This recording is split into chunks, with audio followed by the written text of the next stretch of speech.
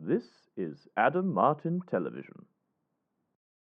Hello there everyone, and welcome back to part 2 of this series looking back at the history and impact of Doctor Who ratings. If you haven't seen part 1, I highly recommend you check that out first, as we looked at the show's very first season.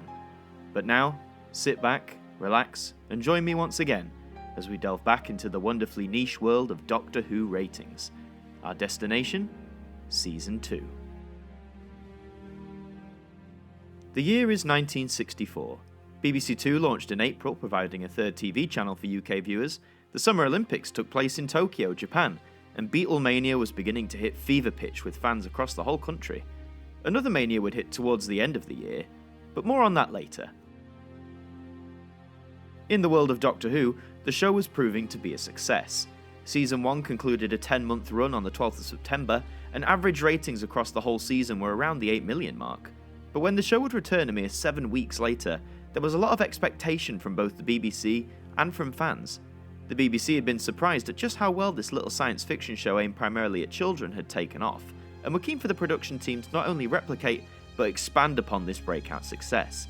From fans, the biggest expectation was to see the Daleks return. From their debut story, which aired towards the beginning of the year, it didn't take long for the minds of children to be obsessed with the Pepperpot creatures. If Doctor Who was to survive its second full season on air, realistically, to match the ridiculous demand, it needed the Daleks. However, Season 2 didn't kick off featuring the popular creatures, instead taking a somewhat smaller direction. The first story of Season 2 is Planet of Giants. Originally thinking they had returned to 60s London, the TARDIS team are horrified to discover they have been miniaturised to roughly the size of an inch. Will they find a way to return to normal and stop a deadly plot at the same time? This story is comprised of 3 episodes, which began airing on the 31st of October 1964 and concluded on the 14th of November. The 3 individual stories were titled as Planet of Giants, Dangerous Journey, and Crisis. Here are the individual viewing figures for all 3 episodes. For the debut story of a new season, Planet of Giants certainly cemented a strong start, maintaining a healthy audience of 8 million throughout, peaking with episode 3, which clocked just under 9 million. This is also a huge jump up from the previous story that closed season 1, The Reign of Terror, which pulled in around 6 million viewers throughout its 6 episodes. One reason for this strong start could have been that as nights were getting darker and colder, more people would be inside at home ready to tune in to Doctor Who at its 5:15 PM time slot. I find Planet of Giants a great little 3-part adventure to tune into. The giant-sized props are fantastic even now, and the whole thing comes to about 1 hour and 15 minutes, so it's quick and bite-sized, just like our central characters. However, interesting to note is that this was originally going to be a 4-part story, before it was trimmed down to 3. Episodes 3 and 4 were essentially crammed together in order to create a faster pace for the story's conclusion, with arguably mixed results. A recreation of how the original episodes 3 and 4 could have turned out is available to view on the DVD release of this story. Overall, the story attracted an average of around 8.5 million viewers. Again, that's a strong start for Season 2, and despite this story being overlooked by many, I would recommend checking it out again. I promise you it's more engaging than some publications make it out to be. But what was to come next was to ascend Doctor Who ratings to new heights. Oh, dear, now is that irritating? The second story from Season 2 is the Dalek invasion of Earth. Arriving in London 200 years into the future, the Doctor and his companions learn that the Daleks have become the masters of Earth, and have an ultimate plan to harness the planet for their deadly conquests.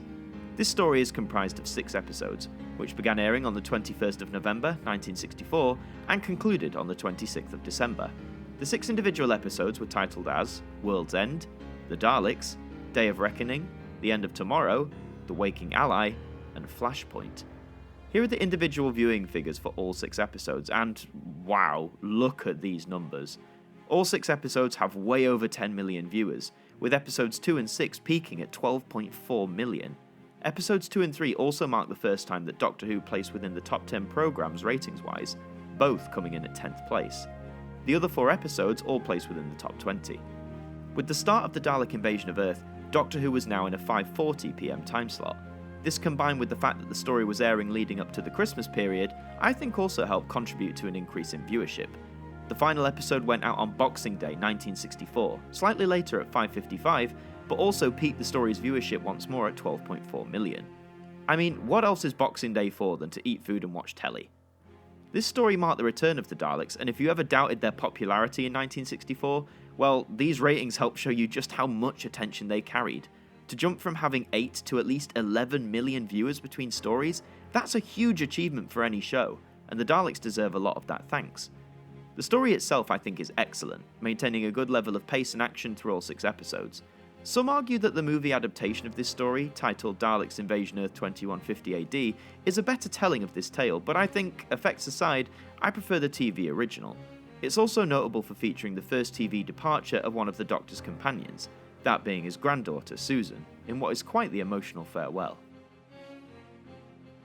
Overall, this story attracted an average of 11.9 million viewers, a staggering 3.5 million increase from the previous story's average, and considering this tale is double the length of Planet of Giants, to hold that many viewers represents just how compelling TV drama and Doctor Who itself can be. A bona fide classic, one I highly recommend any Doctor Who fan to experience if they haven't already, whether that's via the TV original, the 1966 movie adaptation, or even the Target novelization and audio. They dare to tamper with the forces of creation? Yes, they dare. And we have got to dare to stop them. The third story from Season 2 is The Rescue. Landing on the planet Dido, the Doctor, Ian, and Barbara meet Vicky, a young survivor from a spaceship crash who's in fear of the menacing Kerquillian. This story is comprised of 2 episodes, which began airing on the 2nd of January 1965 and concluded the following week on the 9th of January. The 2 individual episodes were titled as The Powerful Enemy and Desperate Measures. Here are the individual viewing figures for both episodes. Here we see Doctor Who reach a new ratings peak, with episode 2 attracting 13 million viewers. Episode 2 also reached a new peak for Doctor Who in the top 10 programmes, placing 8th, whereas episode 1 narrowly missed the top 10, coming in at 11th. The remarkably high ratings for this 2-part story could be down to a number of factors. The first being that after the huge smash success of the Dalek invasion of Earth, many of new viewers who tuned in decided they wanted to see what further adventures awaited the time-travelling team, thus continuing to watch each Saturday. The story itself comes and goes so quickly, mainly as it's to introduce the new companion Vicky, a somewhat pseudo-replacement for Susan. Kerquillian is interesting, but I feel had this been a 4-part story, he could have had a little more character development. However, I do adore Maureen O'Brien's performance as Vicky throughout her time on the show, and the other 3 regulars gel well with her. If you want a fast-paced tale in 50 minutes, The Rescue is here for you. Overall, this story attracted an average of 12.5 million viewers, the highest average thus far for both Season 2 and indeed the whole show at this point. It's clear that by the beginning of 1965, Doctor Who was becoming more than just a hit TV show, it was starting to become a household name, where viewers would come back for new adventures every week. And with the introduction of Vicky, the idea that companions could come and go would become an ever-essential part of keeping the show fresh. New year, new TARDIS team, well, let's see where they end up next. Vicky, are you going to come with us?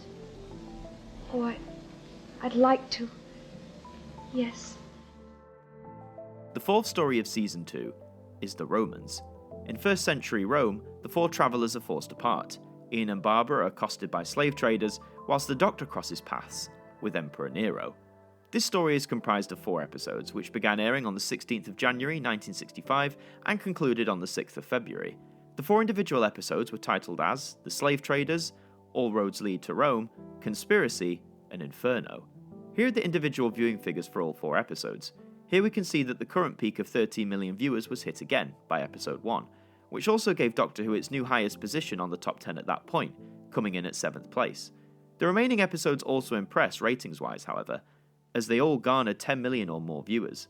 A potential reason for episode 3's sharp drop in viewership could be possibly attributed to the state funeral of Sir Winston Churchill, which had aired earlier in the day, a former Prime Minister who had passed away on the 24th of January 1965, at the age of 90.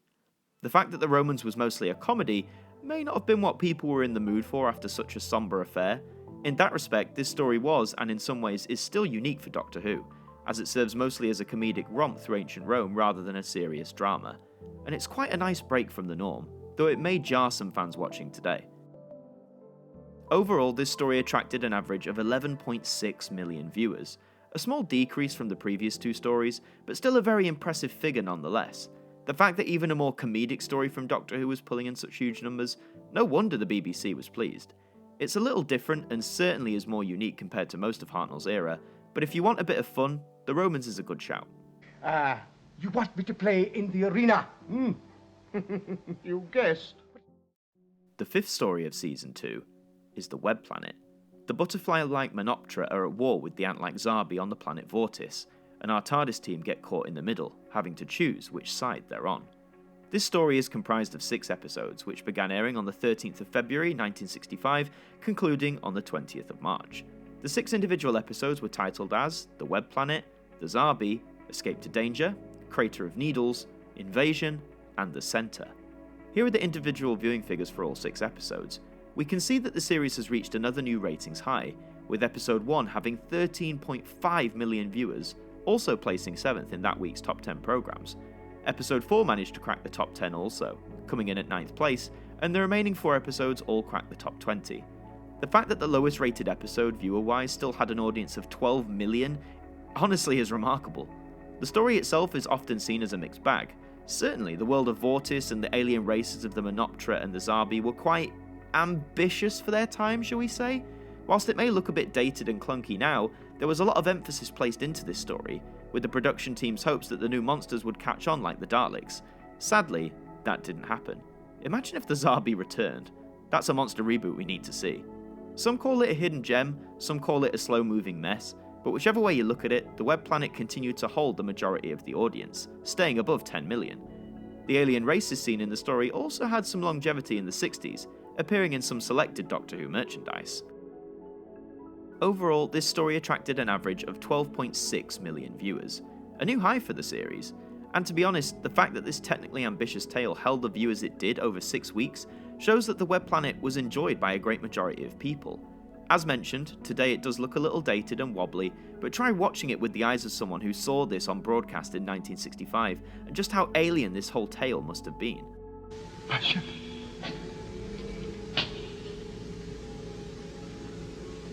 My TARDIS. The 6th story from Season 2 is The Crusade. The time travelers land during the middle of the Holy War between Richard the Lionheart and Saladin, the Saracen ruler.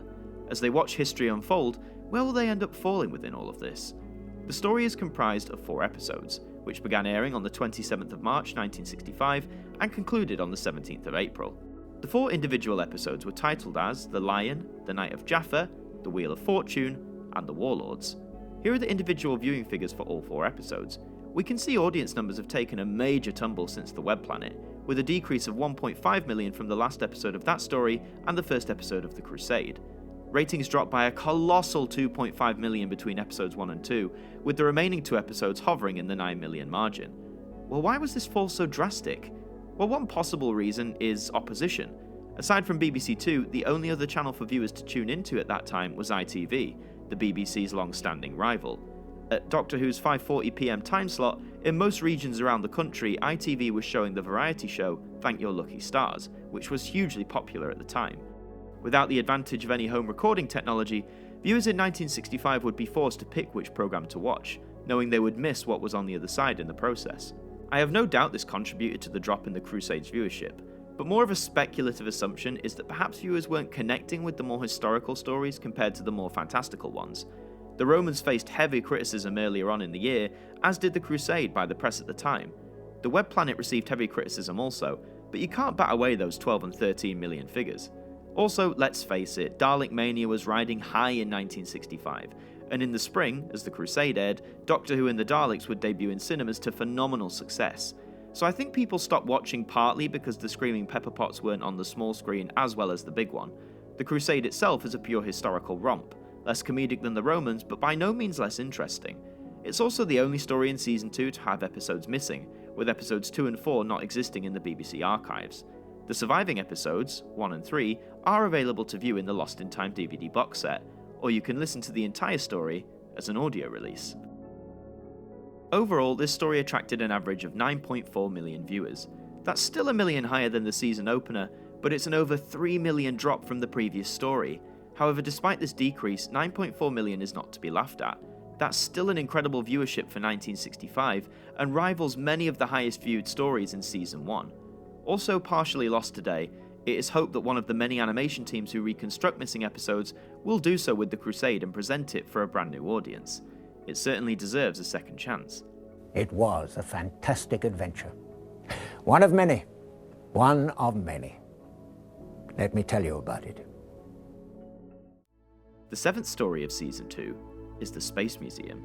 The TARDIS jumps a time track and lands on the planet Zeros, before it is supposed to. Our travellers soon learn just how severe the consequences of this will be. This story is comprised of 4 episodes, which began airing on the 24th of April 1965 and concluded on the 15th of May.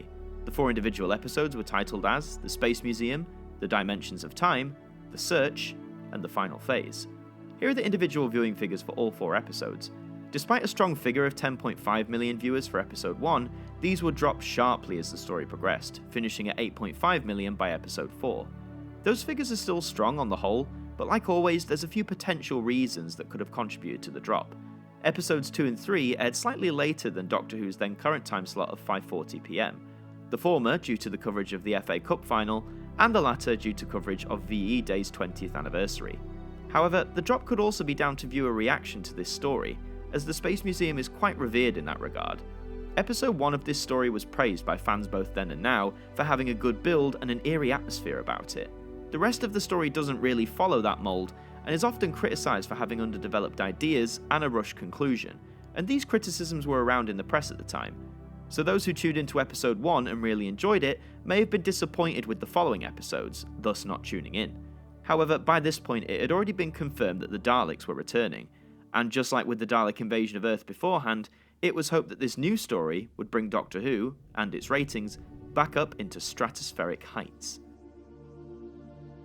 Overall, this story attracted an average of 9.2 million viewers. This continues the drop experienced first with the Crusade, although this new decrease is quite minimal in comparison.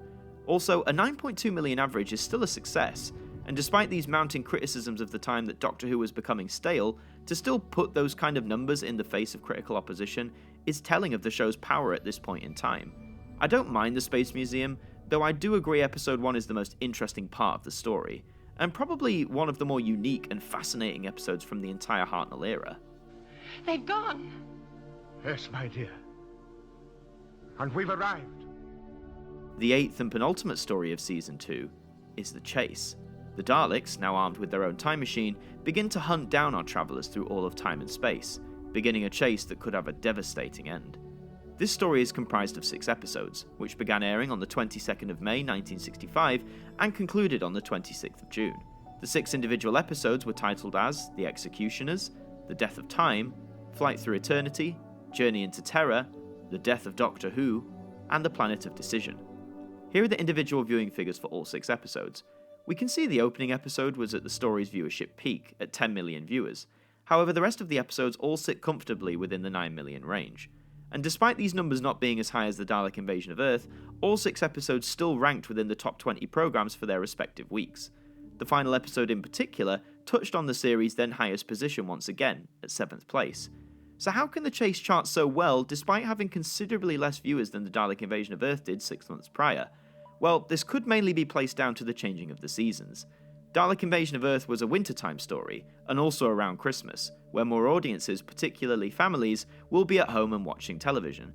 The Chase, by comparison, is a summertime story, airing through May and June, a time when evenings get lighter and warmer, and more audiences, particularly children in this case, have a greater chance of staying outside rather than being indoors. The Chase itself, I would argue, is a story not to be missed. It's a less serious Dalek adventure, with the Pepperpots coming across all sorts of new threats such as the Mechanoids, Morton Dill, and even Dracula and Frankenstein.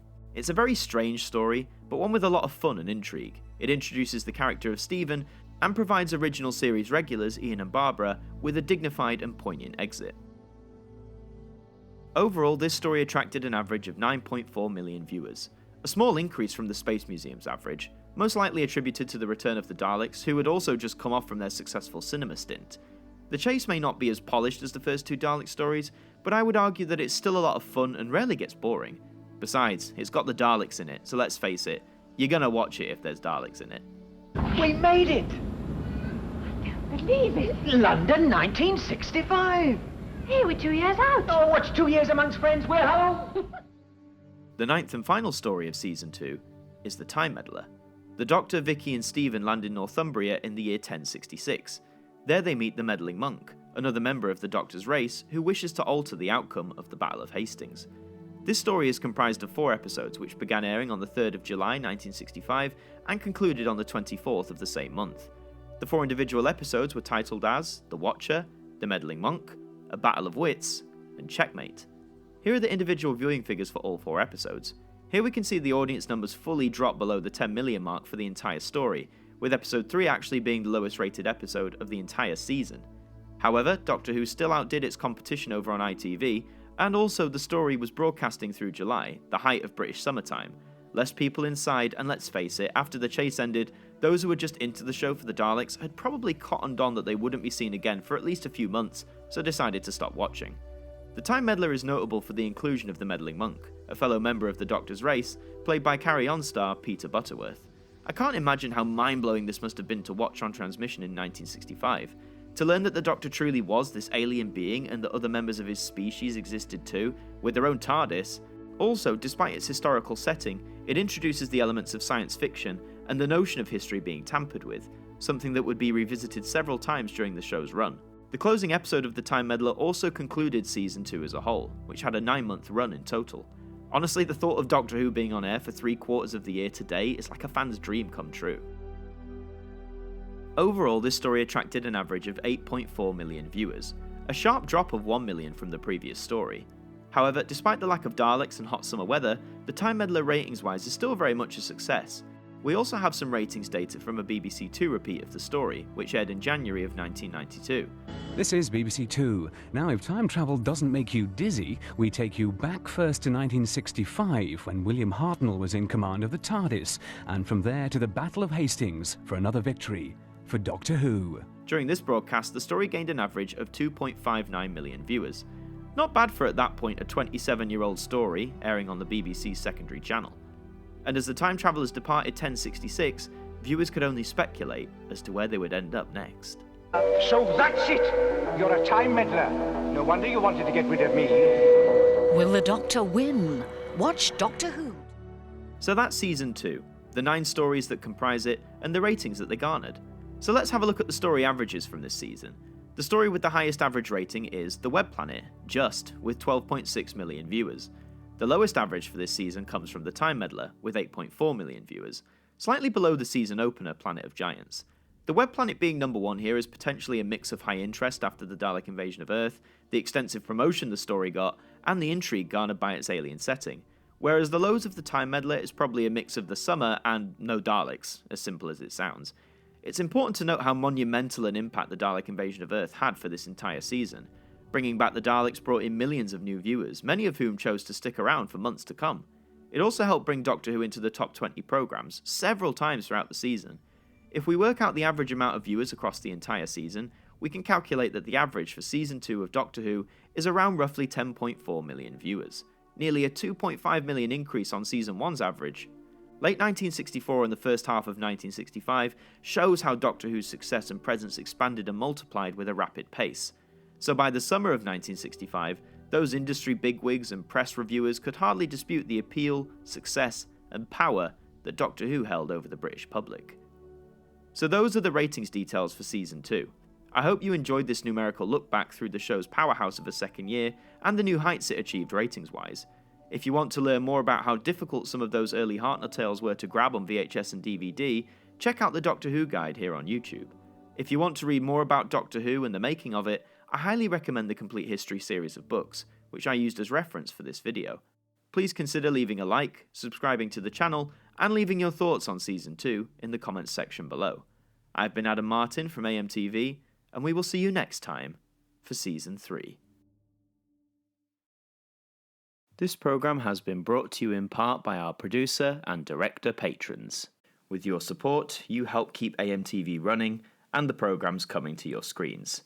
Thank you. And that does bring us to the end of another evening here on AMTV. We hope you enjoyed the programme, and we hope to see you next time. Good night.